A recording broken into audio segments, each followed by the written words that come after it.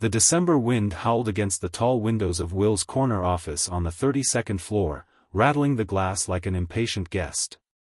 The soft glow from his computer screen illuminated the cluttered desk, stacks of financial documents, client briefs, and yet another investment report waiting to be finalized. It was 9:45 p.m., and as usual, Will was the last person left in the office at Hastings & Carter Investments, just as he had been most nights for the past 2 decades. Leaning back in his chair, Will rubbed his eyes, weary from hours of projections and deadlines. He moved his mouse to hover over the send button, but his attention was drawn to the bottom drawer of his desk. Beneath a pile of folders lay a small jewelry box, its soft velvet exterior slightly worn.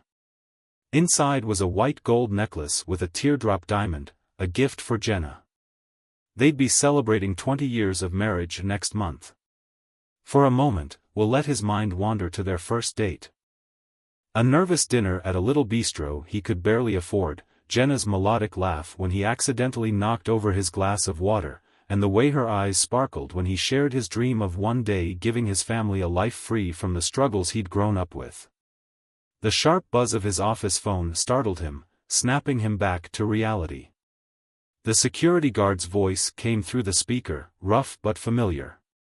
"Mr. Carter asked me to remind you about tomorrow's board meeting, Mr. Evans. Starts at 7 a.m. Thanks, Ray." "I'm wrapping up now," Will replied, his voice steady despite his fatigue. He gathered his things, slipping the jewelry box into his briefcase, and headed to the elevator. As he caught a glimpse of his reflection in the polished elevator doors, he barely recognized the man staring back. The gray streaks in his hair and the fine lines around his eyes betrayed the relentless pace he'd maintained for years. The cost of ambition, his colleague once joked, though Will wasn't sure it was worth the price. In the parking garage, his Lexus sat alone, a thin layer of snow blanketing the hood. Driving through the city, the streets sparkled with holiday lights, and late-night shoppers hurried along the sidewalks, clutching bags against the cold. He passed Jenna's yoga studio, its windows dark and empty. For a fleeting moment, he pictured her coming home from class, her cheeks flushed and her mood buoyant, a spark he hadn't seen in years. The half-hour drive to their suburban neighborhood passed in quiet reflection. Will's mind wandered to the mortgage he'd cleared just weeks ago, the well-stocked college fund for their daughter, Lily, and the beach house in Charleston he planned to surprise them with come spring break. He had worked tirelessly to ensure they never lacked for anything, a promise he had kept at great personal cost. Turning onto his street, he passed rows of colonial-style houses, each adorned with holiday lights glowing softly under fresh snow. Jenna had insisted on hiring professional decorators again this year, as always. The lights twinkling on their home made it the envy of the block, and Lily's delight at the display had made the expense worth every penny. Pulling into the driveway, Will parked beneath the faint glow of their porch light. The house stood grand and serene, the epitome of stability and success. Through Lily's bedroom window upstairs, he could see the faint flicker of a lamp. The rest of the house was dark, signaling that Jenna had likely gone to bed. He turned off the engine and stayed in the car for a moment, staring at the house. From the outside, it all looked flawless, the elegant home, the expensive cars, the carefully curated life of accomplishment. He had fulfilled every promise he'd made, given them everything they'd ever dreamed of. So why did he feel so hollow? The snow crunched softly beneath his shoes as he approached the front door. Unlocking it with quiet precision, Will stepped into the warm, fragrant foyer. The familiar scent of vanilla from Jenna's favorite candles greeted him. But there was something else, a faint cologne, sharp and distinctly masculine, that he couldn't place. He paused, his hand resting on the coat closet door.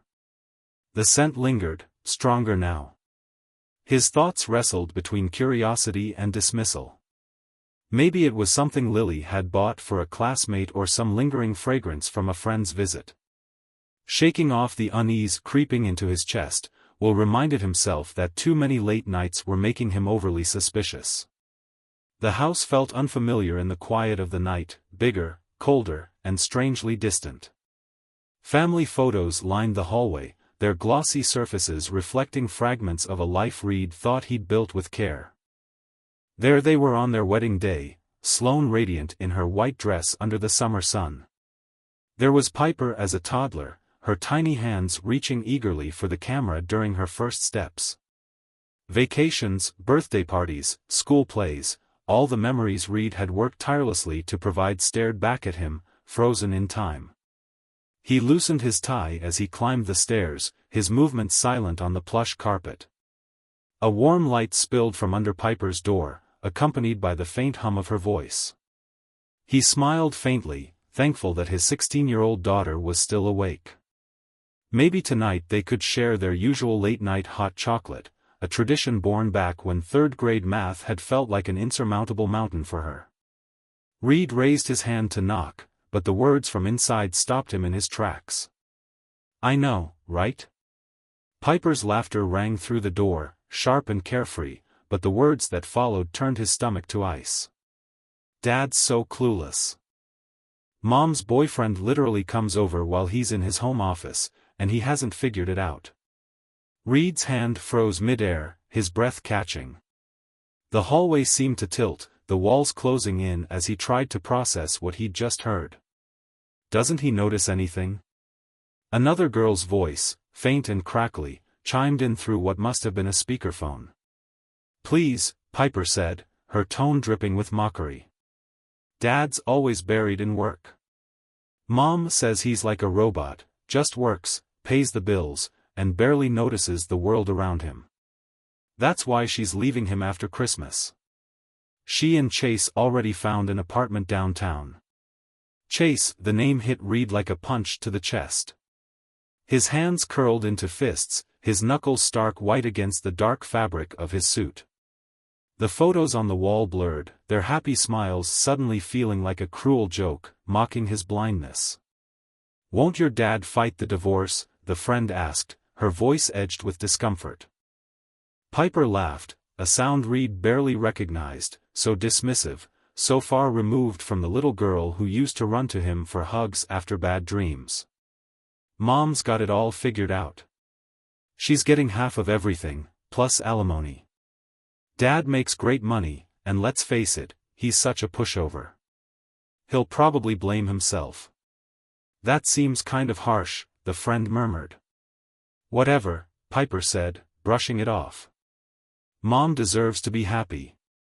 Chase is way more fun than Dad anyway. He takes us shopping and gets us courtside tickets. What does Dad do? Work all the time."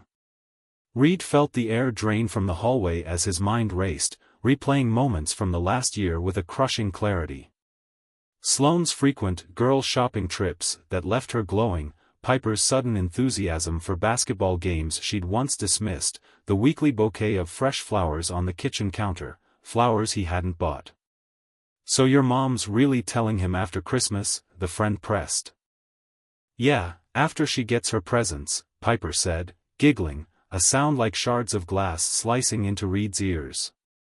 "Mom says there's no point ruining the holidays when she can just wait a few weeks and get the gifts, too. Smart, right?" The hallway spun around him, the weight of every moment he'd spent working late, every holiday he'd tried to make perfect, every missed dinner he'd atoned for with weekend pancakes crashing down on him all at once. He'd thought his sacrifices were building a life they cherished, a life they wanted. Instead, he'd earned only disdain. "Doesn't it bother you, lying to your dad?" her friend asked, her voice hesitant. "God, you sound like my conscience," Piper replied with an exaggerated sigh. "Mom explained it, okay? Dad's been ignoring her for years, always obsessed with work. He forgot how to make her happy. Chase actually listens to her, makes her feel special."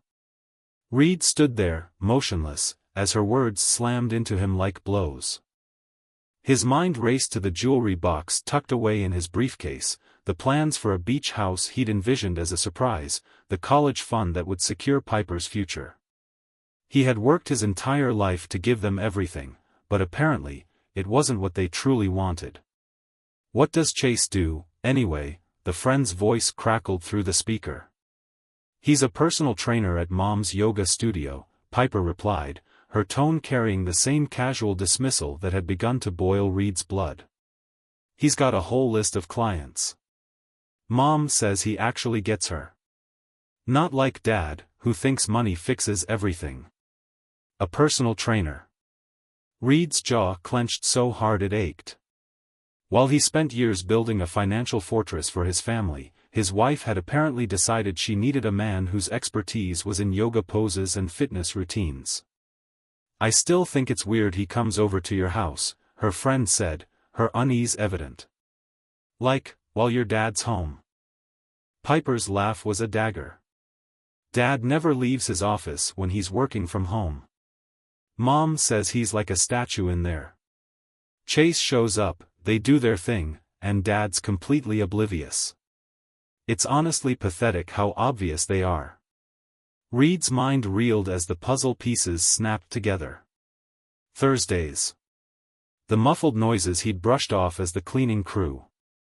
The shower running at strange times. All of it suddenly made a hideous kind of sense. They'd been flaunting their betrayal right under his nose, confident in his blindness. But aren't you worried? Wait, Piper interrupted, her voice dropping. I think I heard something. Let me check. Reed's body moved on instinct. Decades of high school track and a college baseball stint paid off as he silently slipped down the hall, his footsteps muffled against the carpet. He ducked into his office, easing the door shut just as Piper's creaked open. Through the slight crack in his office door, he saw her peek into the hallway, phone still clutched in her hand. She wore the silk pajamas he'd given her for her 16th birthday. Coast is clear, she whispered, retreating into her room. Probably just Mom getting water or something. Reed let out a slow, measured breath, closing his office door completely. His movements felt robotic, like he was watching someone else occupy his body. The room was dark except for the glow of the monitor on his desk, casting pale light across the family photos neatly arranged there. One picture caught his eye, the winter formal from last year. Piper had smiled brightly, arm linked with his as they posed. Was she laughing at me then, too? His computer screen flickered to life, the spreadsheets of their meticulously managed family finances spreading out before him like a battlefield. Investments, savings, college funds, every careful step he'd taken to secure their future was laid bare in precise rows and columns. His gaze landed on the recent transfers to their joint account. Money meant for Christmas. For their anniversary. His hand trembled as he reached for his phone, scrolling until he found the name he needed. Tony, it's Reed, he said, his voice unnervingly steady despite the chaos roaring in his mind. Reed? Tony's voice was groggy but instantly alert. It's almost midnight. What's going on? I need your help. Immediately, Reed said, his fingers tapping the desk in quick, angry beats. How fast can you prepare divorce papers? There was a pause. Divorce? Reed, what happened? I'll explain later, Reed replied, his tone sharpening. Right now, I need to know my options for locking down my assets. And I want the best divorce attorney you've got.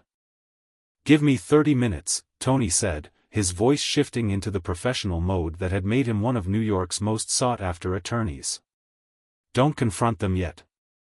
If there's financial deception involved, we need to tread carefully. Reed hung up and turned back to his computer. Years of investment banking instinct kicked in, taking the reins from his frayed emotions. He opened the family finances folder, methodically documenting every account, transaction, and asset under his name. Precision replaced panic as he worked, each click of the mouse a defiant statement, I will not be blindsided again.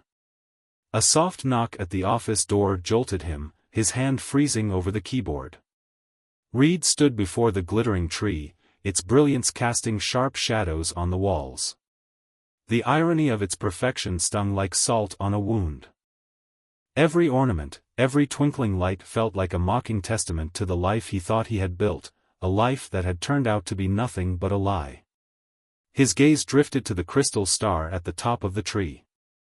Piper had given it to him when she was just a little girl, her face glowing with pride as she handed it to him. "So you can have the best star, Dad," she'd said, her voice full of innocent adoration. That memory, once a source of joy, now felt like a cruel joke. The little girl who had idolized him was gone, replaced by someone who laughed at his ignorance. Reed set the manila envelope down on the coffee table, his movements deliberate. The documents inside represented not just the end of his marriage but the severing of every illusion he had held onto for years. He stared at them for a long moment, his mind replaying Piper's cruel words, Sloane's betrayal, and the laughter that had mocked him behind his back. The house was silent except for the faint hum of the central heating. He glanced up the staircase, imagining Sloane asleep in their bed, or perhaps texting Chase even now.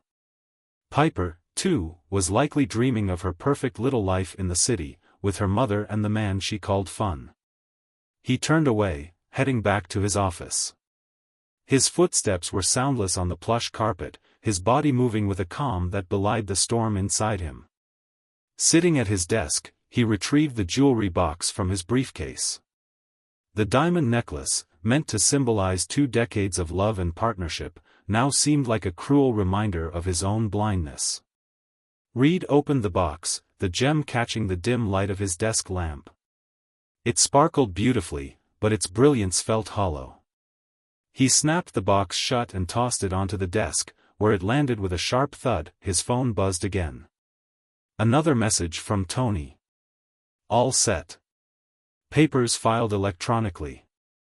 Your accounts are secure. Move to the hotel as soon as possible." Reed typed a quick reply, *understood. Leaving now. *. He stood, pocketing his phone and grabbing the manila envelope. Before leaving the office, he took one last look around, a space filled with decades of memories and meticulous planning. It had been his sanctuary, his fortress of control. Now, it was just another reminder of what had been stripped from him. Walking back to the living room, he stopped in front of the tree again. He reached up, plucking the crystal star from its perch. The cold weight of it in his hand felt oddly satisfying, like taking back a piece of himself that had been stolen. Reed tucked the star into his coat pocket and turned toward the door. He left the house as quietly as he had entered, the frosty air hitting him like a slap. The snow had stopped, leaving the world blanketed in a pristine white that felt at odds with the chaos inside him. Sliding into his car, Reed started the engine and drove away from the home he had spent a lifetime building. He didn't look back. The house, the tree, the facade, it was all behind him now. Ahead lay the Madison Grand Hotel and a future that, while uncertain, was finally his to shape. As the car cut through the silent streets, Reed tightened his grip on the wheel. He had lost everything, or so it seemed. But he had one thing left, the determination to reclaim his life, no matter the cost. Reed paused in the kitchen, staring at the 2 mugs as if they were relics from a life he no longer recognized. The simple routine, once a symbol of their partnership, now felt hollow, a habit maintained out of obligation rather than love. With a steady hand, he reached for the mugs. He rinsed one, setting it carefully in the dishwasher. The other he left on the counter. Let her make her own coffee tomorrow. He grabbed his coat and briefcase, taking one last look around the room. The kitchen was spotless, just as Sloane liked it, everything in its place, everything curated for appearances. But Reed saw through it now. The pristine surfaces couldn't hide the rot underneath. As he stepped into the foyer, the family photos along the hallway caught his eye again. This time, he stopped. He studied the smiles frozen in time, their faces beaming with the illusion of happiness. His fingers brushed against one frame, the photo from their trip to Italy 5 years ago. Sloane had insisted they hire a professional photographer for the vacation. Now, Reed wondered if the memories were for their family or just for show. His hand fell away, and he turned toward the front door. There was no reason to linger. Everything in this house, the pictures, the mugs, the decorations, belonged to a life he had outgrown, a life that had betrayed him. The cold night air hit him as he stepped outside, his breath visible in the frigid December air.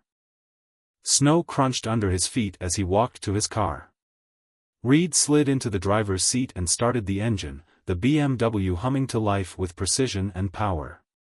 He pulled out of the driveway without looking back, the house growing smaller in his rearview mirror. The drive to the Madison Grand was quiet, the streets nearly deserted in the early morning hours.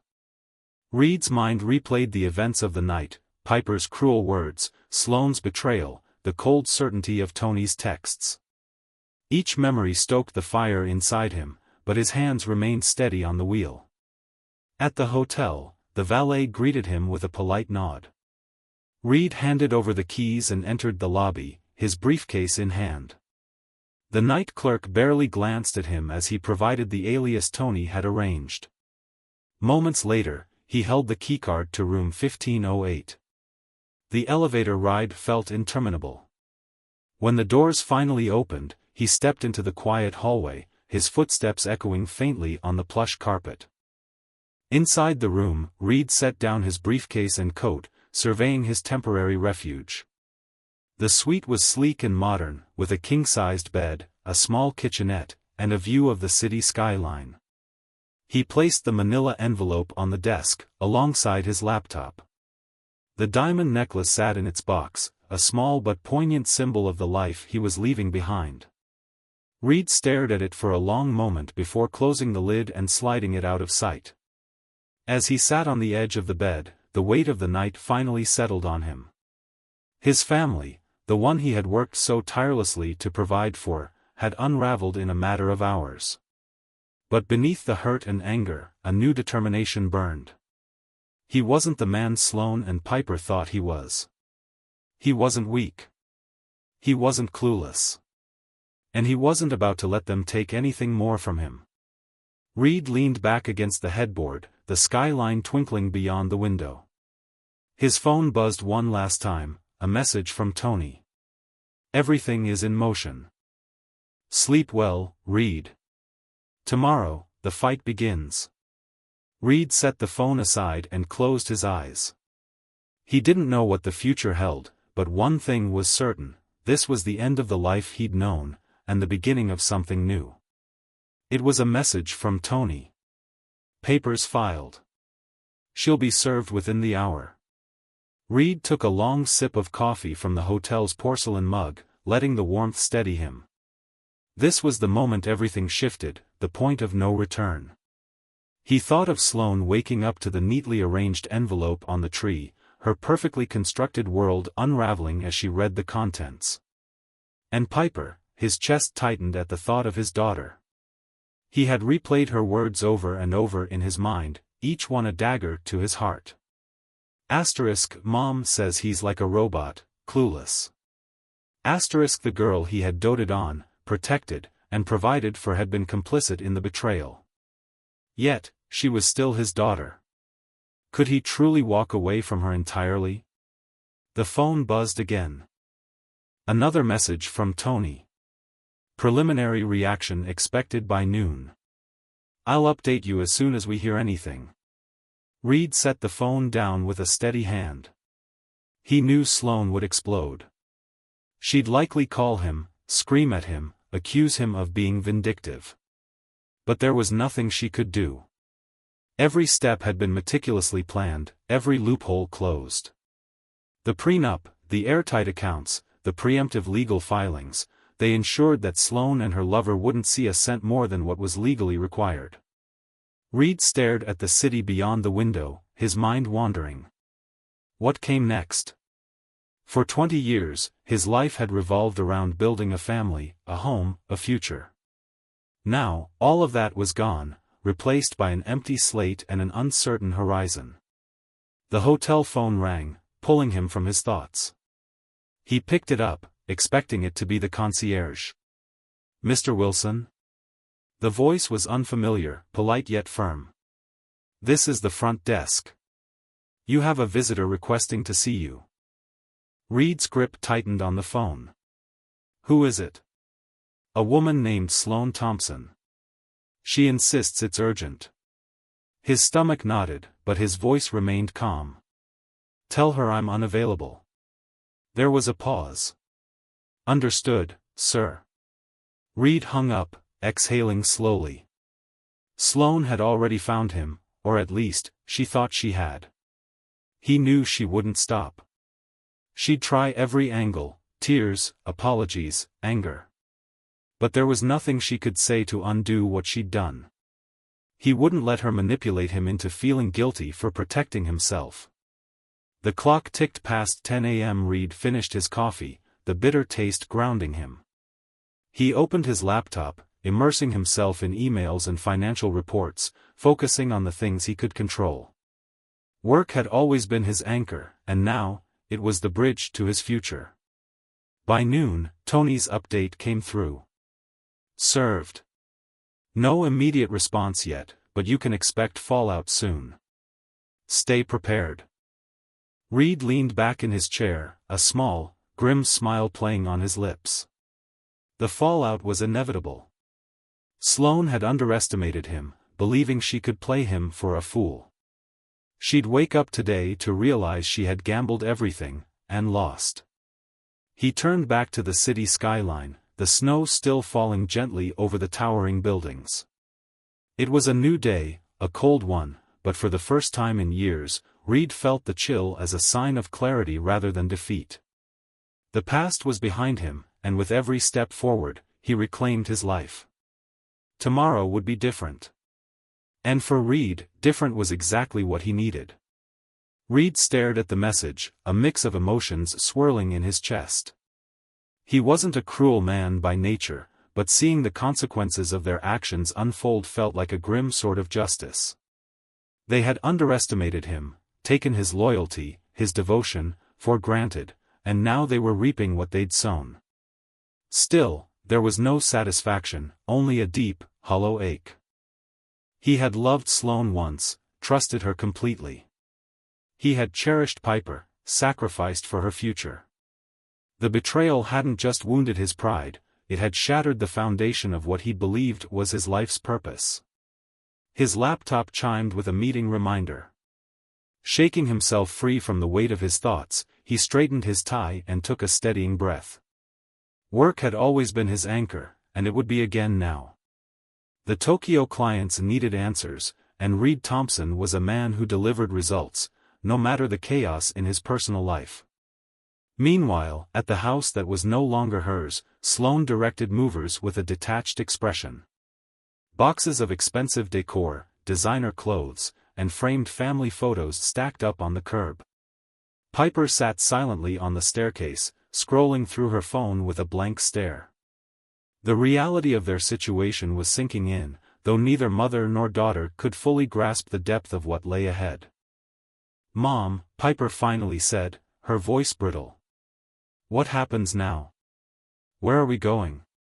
Sloane didn't answer right away, her gaze fixed on a mover packing up a box of Christmas ornaments. She had spent years curating their perfect life, only to watch it dismantled in a matter of days. "We'll figure it out," she said finally, though her voice lacked conviction. "Figure it out?" Piper snapped, her frustration boiling over. "Chase is gone, Dad isn't helping us, and we're about to be homeless. What's there to figure out?" Sloane flinched, her composure cracking. "Don't you think I'm aware of that, Piper?" she hissed. "I'm trying, okay?" Piper rolled her eyes and went back to her phone, muttering under her breath. The rift between them was growing, fueled by the realization that the life they had mocked and dismissed was the very life they now desperately needed. Back in his suite, Reed wrapped up his meeting with a firm handshake over video and a promise of deliverables by the week's end. As the call ended, he closed his laptop and leaned back in his chair. The suite felt too quiet, the stillness amplifying his thoughts. He picked up his phone and typed out a text to Tony. Keep me updated on Sloane and Piper's status. Ensure they have the minimum required to avoid legal issues, but nothing more." A moment later, Tony replied. "Understood. We'll ensure compliance with the agreement. They'll have no leverage." Reed tossed his phone onto the table and stared out the window. The city was alive with opportunity, a sharp contrast to the suffocating suburban life he had left behind. He had a chance to start over, to rebuild something meaningful, on his own terms. But as the snow fell softly outside, Reed couldn't help but feel the weight of everything he had lost. For Sloane and Piper, the fallout was just beginning. For Reed, it was already over. Now, all that remained was the question of what came next. Sloane's lips trembled as she tried to steady her voice. "Reed, please, we have nowhere to go." Reed's gaze hardened. "That's not my problem anymore, Sloane. You made your choices, and you made them very clear. This house, this life, it was built on trust, and you shattered that. Now, you get to live with the consequences." Piper stepped forward, her voice shaky. "Dad, I'm sorry. I didn't mean." Reed cut her off, holding up a hand. "Save it, Piper. You knew what was happening. You mocked me, laughed at me in my own home. You didn't think once about the damage you were doing. Apologies mean nothing now." Piper's face crumpled, tears streaming down her cheeks as she turned away. Sloane put a protective arm around her daughter, glaring at Reed. "You can't just leave us with nothing. We're still your family." "Family?" Reed's laugh was bitter, cold. "Family doesn't betray each other. Family doesn't conspire to steal everything one of them worked for. No, Sloane. What we had wasn't a family. It was a facade, and I'm done pretending." Sloane's voice rose, her desperation spilling over. "What about Piper? She's your daughter. You can't just abandon her." Reed's jaw tightened, but his tone remained icy. "I've already ensured she'll have what she needs. Her education is covered, but beyond that, she's on her own. You've made sure of that." "Education?" Piper's voice cracked as she looked up. "What do you mean?" "There's a trust in place," Reed said bluntly. "You'll be able to go to college, but don't think for a second that it's out of love. It's an obligation, nothing more." The words hit Piper like a blow, her breath hitching as she struggled to speak. Sloane looked at Reed with a mix of fury and disbelief. "How can you be so heartless?" "Heartless?" Reed stepped closer, his voice lowering to a dangerous calm. "Heartless is what you did, bringing another man into my house, teaching my daughter to disrespect me, plotting your escape while I broke my back to give you everything. No, Sloane, heartless doesn't even begin to describe you." The silence in the room was suffocating, the weight of Reed's words hanging heavily in the air. Sloane opened her mouth to argue, but nothing came out. Piper, sobbing quietly, clung to her mother, her bravado shattered. Reed adjusted his coat, turning toward the door. "You have until tonight to leave. The new owners will be here in the morning, and I won't tolerate any delays." "Reed, wait," Sloane called out, her voice breaking. "Please, don't walk away like this." He paused in the doorway, his back to them. "You walked away first, Sloane. You just didn't think I'd notice." Without another word, Reed stepped outside, the cold winter air biting against his skin. He didn't look back as he got into his car and drove away, the house shrinking in his rearview mirror.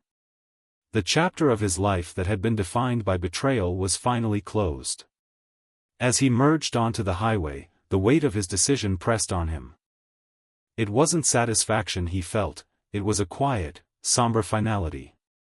The life he'd spent 2 decades building was gone, but with its destruction came the freedom to start anew. For Sloane and Piper, the fallout had only begun.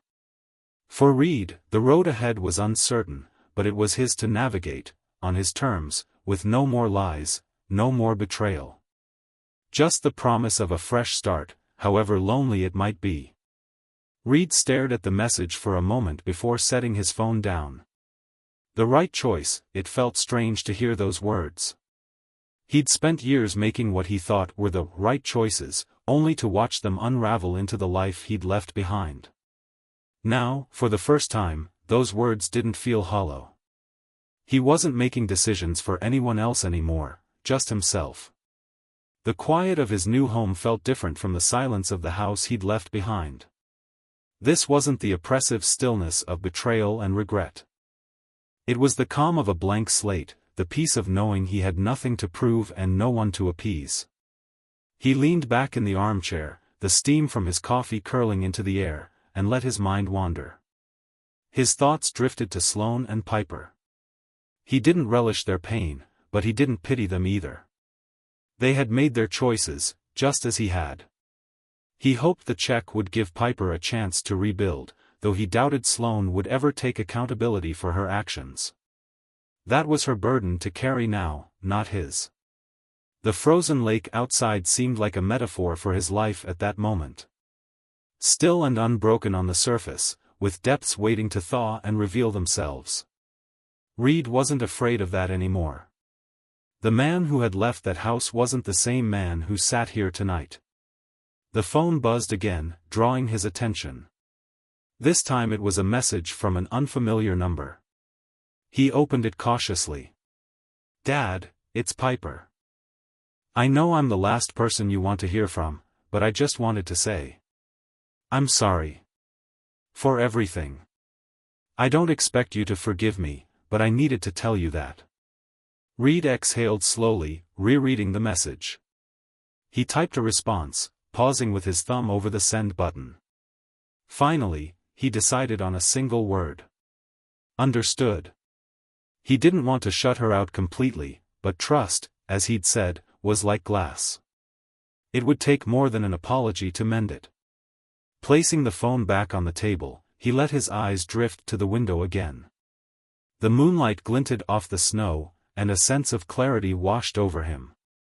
His life would never be the same, but maybe that wasn't such a bad thing. He had the tools, the resources, and most importantly, the determination to rebuild. Reed rose from the chair and walked back to his desk. The envelope he'd written to himself sat there, its edges crisp and inviting. Slowly, he picked it up and opened it, pulling out the single sheet of paper inside. The words he had written earlier that day stared back at him, stark against the white background. Asterisk, you are free now. Free to live for yourself. Free to be the man you've always wanted to be. Never forget what brought you here, but don't let it define you. Today is not the end, it's the beginning. Asterisk. Reed folded the letter and placed it back in the envelope, a faint smile tugging at the corners of his mouth. It wasn't over. Not by a long shot. With that, he turned off the lights, letting the moonlight guide him to his bedroom. Tomorrow, he would wake up not to chaos or regret, but to possibility. And for the first time in a long time, he looked forward to what the day might bring. Piper glanced down, nervously adjusting the strap of her bag. "Do you think we could ever go back to being close again? Like we used to be?" Reed let the question linger in the air, his gaze steady as he considered her words. "Piper," he said finally, his voice measured, "trust isn't something you can just snap your fingers and get back. It has to be earned, piece by piece." "I know," she said quickly, her eyes brimming with sincerity. "And I want to earn it. I'll do whatever it takes." He sighed, leaning against the doorframe. "It's not going to be easy. You and your mom didn't just break my trust, you broke something I thought was unshakable. That doesn't heal overnight." Piper nodded, her voice soft. "I get it. I really do." "Good," Reed said, his tone softening slightly. "Because if you're serious about this, it's going to take more than words. Actions, Piper. They matter." A flicker of hope crossed her face. "I'll prove it." I promise. Reed didn't smile, but he gave her a small nod. We'll see. As she stepped out into the night, the cold air swirling around her, Piper turned back to him one last time. Thanks for letting me in tonight. It meant more than you know. He simply nodded, watching as she walked down the driveway and disappeared into the shadows. Closing the door, Reed leaned against it, his mind a mix of emotions. It wasn't forgiveness, not yet. But it was a step. And for the first time in a long time, he felt a sliver of hope, fragile, but real. In the days that followed, Piper kept her word. She texted Reed regularly, sharing updates about school and asking about his day. The messages were simple, unintrusive, and to Reed's surprise, genuine. Slowly, he found himself responding, though cautiously at first. One Sunday afternoon, she asked if she could visit again. This time, Reed agreed without hesitation. When she arrived, she brought a box of old family photos she'd found while packing. I thought maybe we could go through them, she said, her voice tentative. Reed gestured toward the living room. Go ahead. I'll make coffee. As they sat together, flipping through the photographs, Reed felt something shift. Piper's laughter at her younger self's awkward haircuts and his terrible attempts at photography was infectious. For the first time in what felt like forever, they shared a moment of unforced, natural connection. Dad, Piper said after a long pause, holding up a photo of the two of them building a snowman. I miss this. I miss us. Reed looked at the picture, his chest tightening. So do I, he admitted. But it's going to take time to get back there. If we ever can. I'll keep trying, Piper said, her voice firm. I mean it. Reed nodded, his heart softening ever so slightly. Then we'll see where it goes. The road ahead was still uncertain, but as Piper helped him stack the photos into neat piles, Reed realized something important: rebuilding wasn't about erasing the past. It was about creating something new from the pieces. And for the first time in a long time, he was willing to try. Reed arrived at the small cafe they'd chosen, its outdoor patio alive with the chatter of other patrons and the scent of fresh coffee.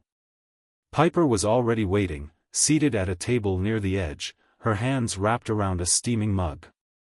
She smiled when she saw him, a smile that reached her eyes, genuine and unguarded. Hey, she greeted as he sat down.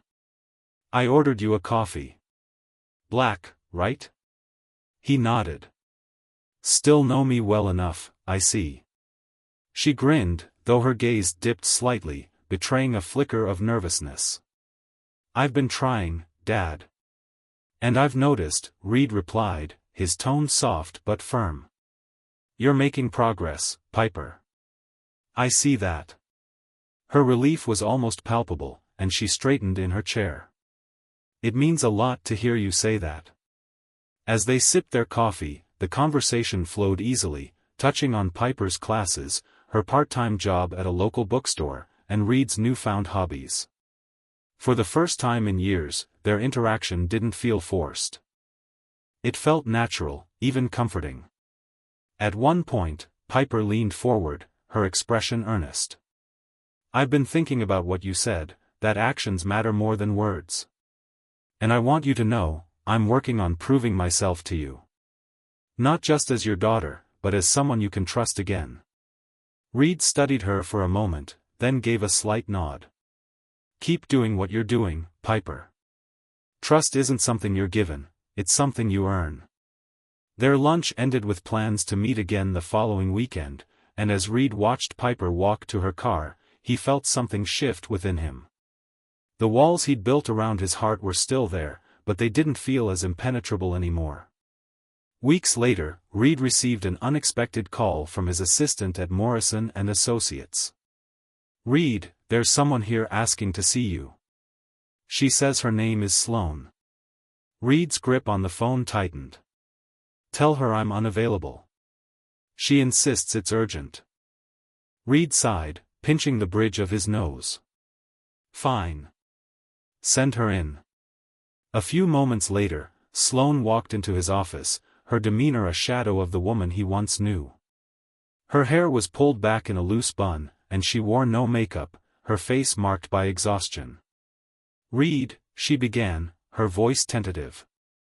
"Thank you for seeing me." He gestured toward a chair but didn't stand. "What do you want, Sloane?"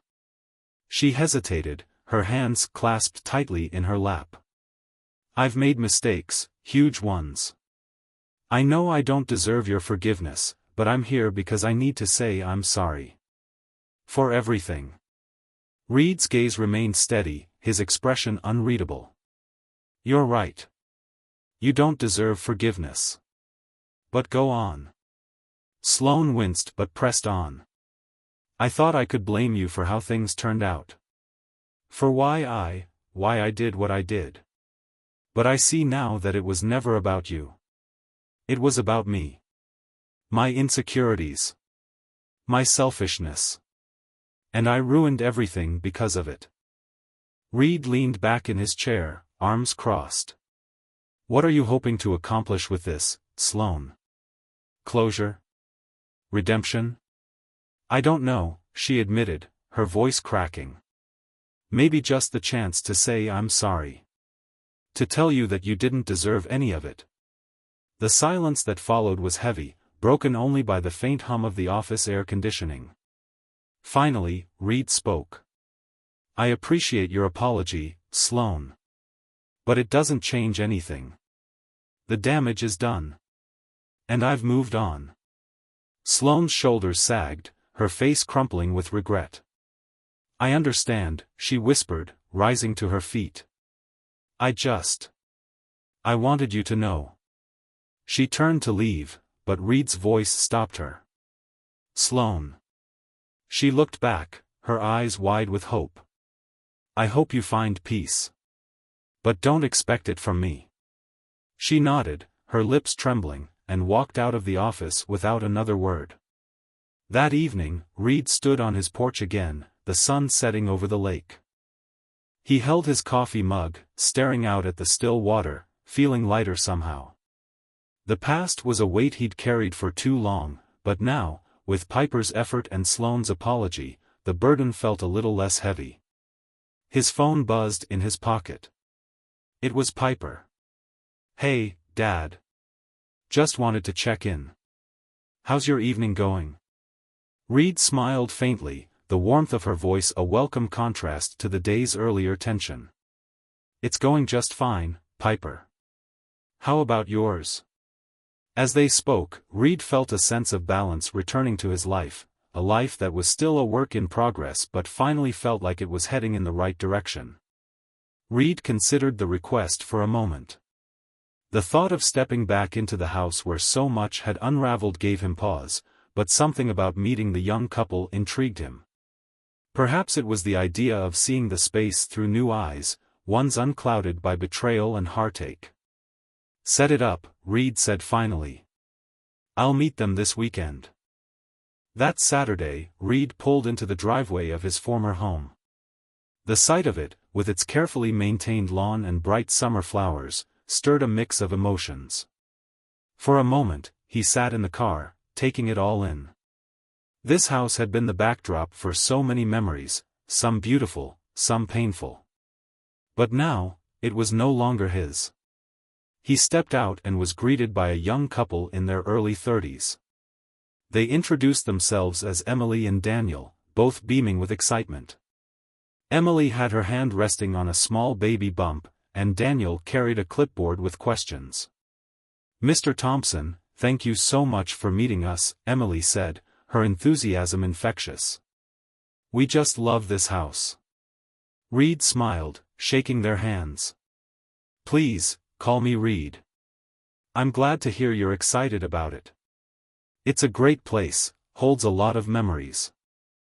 The three of them walked through the house together, Emily and Daniel asking about everything from the best local schools to the quirks of the neighborhood. Reed found himself speaking fondly of the home, sharing stories about its layout and hidden features. "This is the kind of place where you can build something lasting," he said, pausing in what used to be the family room. It's a house that wants to be filled with love. Emily's eyes softened, and she squeezed Daniel's hand. That's exactly what we want. A place where we can raise our family. Reed felt a twinge in his chest, not of pain, but of acceptance. This house wasn't his anymore, but it was stepping into a new chapter with people who would cherish it. As they wrapped up the tour, Daniel turned to Reed. Thank you for this. It's clear how much this house meant to you. We'll take good care of it. Reed nodded, his smile genuine. That's all I could ask for. On the drive home, Reed reflected on the experience. Seeing the house through Emily and Daniel's hopeful eyes had shifted something inside him. It was no longer a symbol of loss but a foundation for someone else's future. When he arrived home, his phone buzzed with a message from Piper. I landed in Denver. The city is amazing, and the internship crew seems great. Can't wait to tell you all about it. Reed smiled and typed a quick reply, proud of you, kiddo. Call me when you have time. He set the phone down and stepped onto his porch, gazing out at the shimmering lake. The summer air was warm, carrying the faint scent of wildflowers. His life wasn't perfect, but it was his. Each day felt like a step forward, a move toward something new. As the sun dipped below the horizon, painting the sky in hues of orange and pink, Reed felt a quiet peace settle over him. His past was a part of him, but it no longer defined him. The road ahead was open, and for the first time in years, he was ready to embrace it, on his terms, with no regrets. Reed leaned back in his chair, letting the memories wash over him.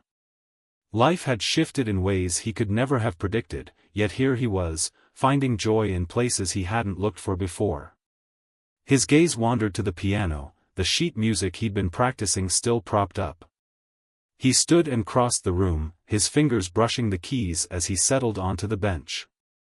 The melody he played was one of quiet reflection, each note echoing in the warm glow of the firelight. Music had become his solace, a way to express the emotions he once buried under work and duty. The simple act of creating something purely for himself felt like reclaiming a piece of his soul. As the final note lingered, his thoughts drifted to the invitation still pinned to his calendar, a gala hosted by a local nonprofit, one Piper had been raving about for weeks. She had encouraged him to attend, insisting it would be a good way to meet people and support a cause they both believed in. Reed had been hesitant, large events weren't really his scene anymore, but the idea didn't seem so daunting now. The gala arrived on a crisp December evening, the air carrying a festive chill. Reed stepped into the grand hall, its vaulted ceilings adorned with twinkling lights and wreaths. The crowd was lively, a mix of professionals, philanthropists, and community leaders. He spotted Piper near the stage, laughing with a group of volunteers. She waved when she saw him, her face lighting up with genuine happiness. "Dad! You made it," she exclaimed, pulling him into a quick hug. "You convinced me," he said with a small smile. "This looks incredible, Piper. You've done a fantastic job." She grinned. "Thanks. I'll introduce you to some people later, but first, grab a drink and enjoy yourself." Reed made his way to the bar, savoring the festive atmosphere.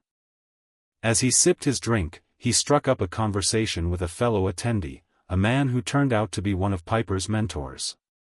They spoke about the importance of community programs and how initiatives like Piper's were making a tangible difference.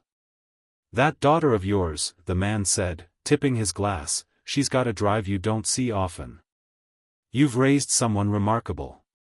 Reed felt a quiet pride swell in his chest. "She's worked hard for it.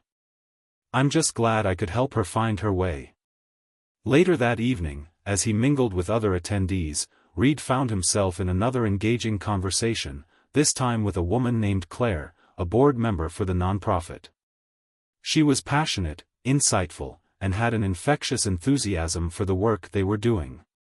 "Piper's been singing your praises all night," Claire said, her eyes twinkling. "You must be proud." I am, Reed admitted. She's turned things around in a way I never thought possible. She's lucky to have you, Claire said warmly. Not every parent would stick around after everything. It takes a lot of strength. Reed paused, her words hitting deeper than he expected. Sometimes, it's not about what you endure, it's about what you choose to build afterward. Claire smiled. I'd say you've built something pretty special. As the gala wound down, Piper joined Reed by the exit, her cheeks flushed from the excitement of the evening. Thanks for coming, Dad, she said, looping her arm through his. It meant a lot to me. I wouldn't have missed it, Reed replied sincerely. Walking to his car, Reed reflected on how far they had come. The bond he and Piper had rebuilt wasn't just a patch on the past, it was something new, something stronger. And as he drove home under the blanket of stars, he felt that sense of peace settle over him again. The future wasn't just something to anticipate anymore, it was something to embrace. A week later, Reed found himself at the tennis court again, this time as an observer of a life he had helped nurture. Piper moved across the court with a commanding presence, her voice filled with encouragement and genuine care for the kids she coached. Great hustle, Mia. Keep going, she called, her tone electric with positivity. Sam, try that swing again, but this time relax your grip a little. You've got this. From the sidelines, Reed watched with a pride that swelled in his chest. Piper had come so far, not just as a coach, but as a person who had embraced the lessons of her past and turned them into something meaningful. During a break, she jogged over to him, her face flushed with energy and a smile that radiated happiness. Dad! You came, she exclaimed, throwing her arms around him without hesitation. Of course I did, Reed said, holding her close for a moment. You're amazing out there, Piper. Those kids are lucky to have you. She pulled back, her eyes glistening. You were right, you know. About working for something that matters. It feels good. No, Reed said, shaking his head with a small smile. You were the one who made it happen. I just reminded you of what you were capable of. That evening, back in his quiet house, Reed sat at his piano, his fingers gliding over the keys. The melody he played was soft and reflective, weaving through the stillness like a story being told. He thought about the unexpected paths his life had taken and the lessons he had gathered along the way. Loss had carved deep scars, but it had also cleared the way for growth, for rediscovery, for a life that felt honest and whole. The doorbell rang, breaking his reverie. Reed opened the door to find Lauren standing there, her smile warm and a bottle of wine tucked under her arm. I thought you might like some company, she said, her voice light but inviting. Reed raised an eyebrow, chuckling softly. You just happen to have a bottle of wine while in the neighborhood? What can I say? I'm opportunistic, Lauren teased, stepping inside. They spent the evening talking, laughing, and discovering new corners of each other's lives. Lauren's laughter mixed with the warmth of the fire and the faint notes of the piano still lingering in the air. Reed hadn't realized how much he had missed this simple connection, unburdened by pretense or expectation. By the time she left, something inside him had shifted. He wasn't just healing anymore, he was beginning to live again. Years later, Reed found himself at the edge of a championship tennis court. This time, it wasn't just to watch Piper coach but to see her honored for her transformative work in the community. The applause was thunderous as she stepped forward to accept her award, and Reed clapped the loudest of all. Piper stood at the podium, scanning the crowd until her eyes locked on his.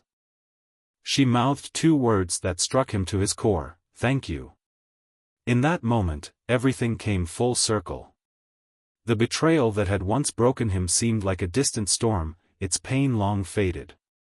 He had rebuilt his life brick by brick, not just for himself but for those he loved. Piper's journey had been his, too, one of rediscovery, resilience, and forgiveness. Standing there, Surrounded by the echoes of applause and the bright future they had both earned, Reed smiled. Every misstep, every heartache, every challenge had led him to this, a life filled with meaning, joy, and the quiet assurance that he had not only survived the storm but had come out stronger on the other side. This was his story now, one of peace, purpose, and the promise of a tomorrow filled with light.